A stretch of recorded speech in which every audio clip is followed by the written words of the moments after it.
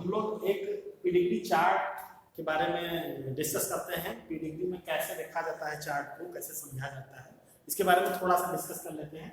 आपके बुक में जो फर्स्ट डायग्राम दिया हुआ है वो ये दिया हुआ है। इसमें मैंने उसका जीनोटाइप लिखा हुआ है, वो आप लोग बाद में लिख लीजिएगा, उसको समझ लीजिए कैसे है। तो जैसे आपके बुक में सबसे पहले तो आप ये समझ लीजिए जो राउंड शेप में दिया गया है किसको इंडिकेट करता है, फीमेल, और स्क्वायर जो है वो मेल को इंडिकेट करते हैं। अगर इस तरह से है वो स्ट्रक्चर तो सेक्स अनस्पेसिफाइड है, उसमें ये पता नहीं होता मेल या फीमेल है, तब इस तरह से इंडिकेशन करते हैं उसका। इसके अलावा ये जो लाइन ऐसे बीच में दिखा गया ऐसे करते हैं, इसका मतलब मैरिज हो रही है, मेटिंग हो रही है।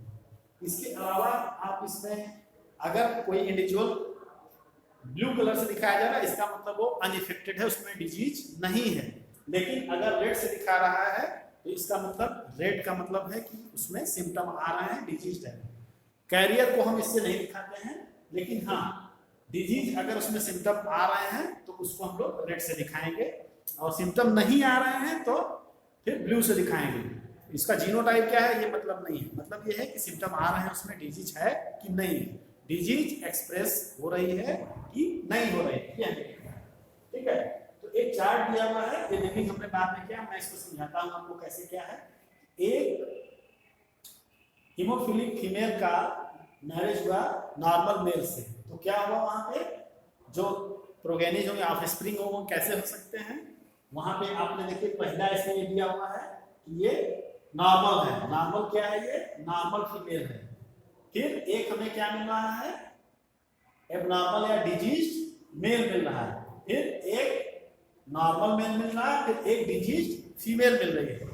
तो अगर हम इसका जीनोटाइप रेशियो देखें कि क्या हो सकता है, कैसे पता करेंगे कि ये जीनोटाइप इसका क्या है। पहले सबसे पहले चीज तो हम देखेंगे कि ये ऑटोसोमल है या सेक्स क्रोमोसोमल है। दूसरा हम ये देखेंगे कि ये डोमिनेंट है या रिसेसिव है। कैसे पता लगाएंगे, सिर्फ अगर चार्ट ऐसे दिया हो, ये सब जीनोटाइप नहीं दिया तो आप कैसे पता करेंगे कि ये सेक्स क्रोमोसोमल डिसऑर्डर है या ऑटोसोमल डिसऑर्डर है। दूसरी चीज ये डोमिनेंट डिसऑर्डर है या रिसेसिव डिसऑर्डर है। आपके सिलेबस में बहुत डिटेल में नहीं है, लेकिन थोड़ा सा डिस्क्रिप्शन है, तो मैं इसको थोड़ा सा एक्सप्लेन कर दे रहा हूँ कि कैसे ये होता है, कैसे इसको हम पता करेंगे। तो यहाँ पे हमने एग्जाम्पल लिया हुआ है, तो इसमें आप देखिए कि जो सबसे पहली बात तो ये होगी कि आप पढ़े होंगे कि जो सेक्स डिसऑर्डर होते हैं, सेक्स क्रोमोसोम लिंक डिसऑर्डर होते हैं, वो क्रिस क्रॉस पैटर्न में होते हैं।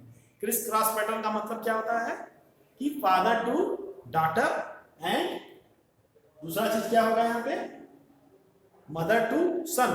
तो आप यहाँ पे देख रहे हैं कि ये क्या चीज है, यहाँ पर ये फीमेल है, मदर है, तो मदर से इसमें डॉटर में भी जा रहा है और सन में भी जा रहा है। तो इसका मतलब ये सेक्स क्रोमोसोमल डिसऑर्डर नहीं है, सेक्स क्रोमोसोमल डिसऑर्डर नहीं है। अगर sex chromosomal disorder x link disorder होता तो सिर्फ ये मदर से सन में जाता है, मदर से डॉटर में ये नहीं जाता है। लेकिन चूंकि दोनों में जा रहा है इसलिए क्या है, ये ऑटोसोमल डिजीज है। दूसरी चीज, अगर अब एक तो हो गया ऑटोसोमल है या सेक्स क्रोमोसोमल है, दूसरा है डोमिनेंट है या रिसेसिव है, ठीक है।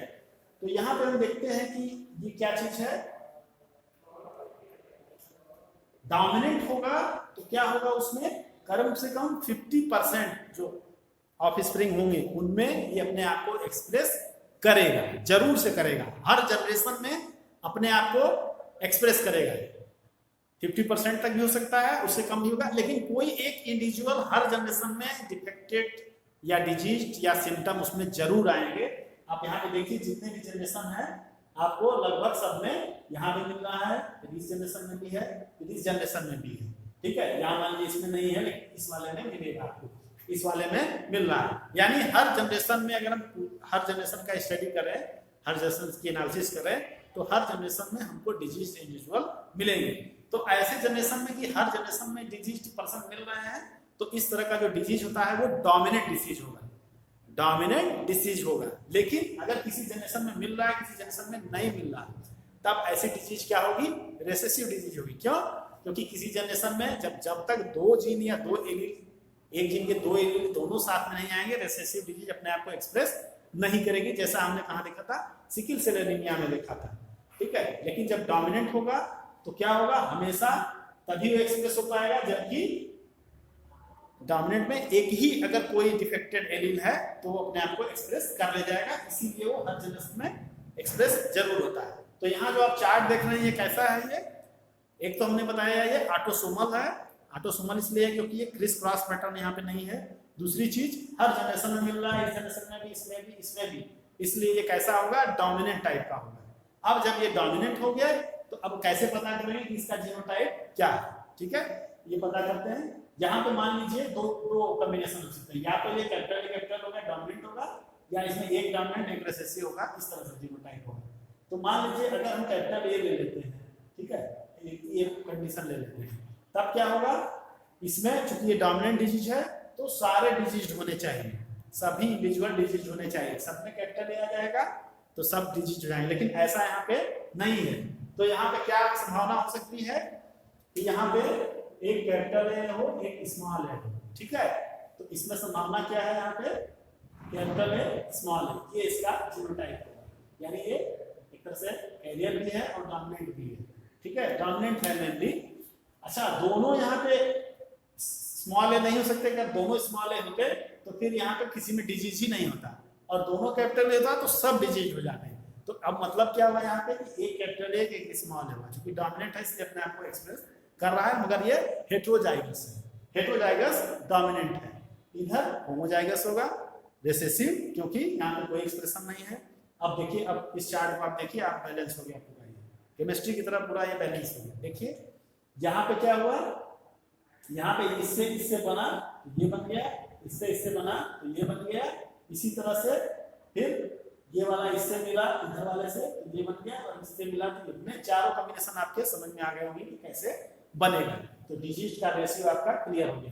तो इस तरह से ये क्या हो गया पूरा चार्ट। अब इसमें आगे भी आप देख सकते हैं, हमने पूरा लिख दिया है, इसको आप समझ लीजिएगा ध्यान से, आराम से।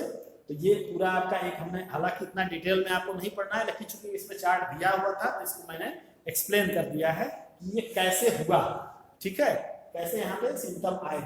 अच्छा, यही अगर रिसेसिव डिजीज होता तब ये कंडीशन होती, तभी डिजीज दिखाई देता, इस कंडीशन में डिजीज नहीं दिखाई देता, ठीक है। तो जो आगे वाला एग्जांपल है वो आपका, वो क्या है, वो रिसेसिव डिजीज का है। तो कैसा है, ऑटोसोमल रिसेसिव ट्रेट, ठीक है। उसके बारे में भी हम थोड़ा सा आपको चार्ट से हम बना देते हैं, उसको आप समझ जाएंगे आसानी से।